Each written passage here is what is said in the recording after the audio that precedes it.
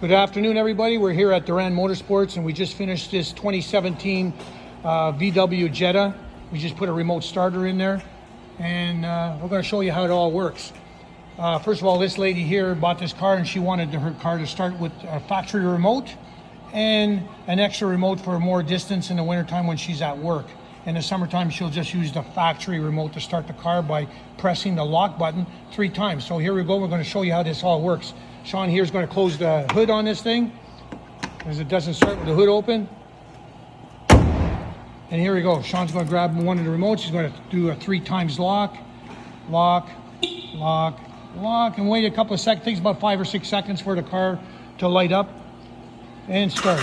There we go. Voila, it's all running. It's going to run for about 15 minutes, and it'll shut down all by itself. If you get this phone call and say, listen, I'm not leaving, you can shut it down by pushing the lock again 3 times. Lock, lock, lock. The car shuts off. If you need that distance from work and you need a lot of extra space or extra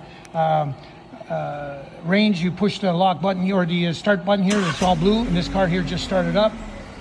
And now the car is going to run for 15 minutes, and it'll shut down all by itself. And all you have to do is walk up to the car, hit the unlock on your factory key fob, open the door, get in the car, put your foot on the brake, put it in gear, and voila, you're ready to go. And you put it back in park, you get out of the car, lock the car like normal.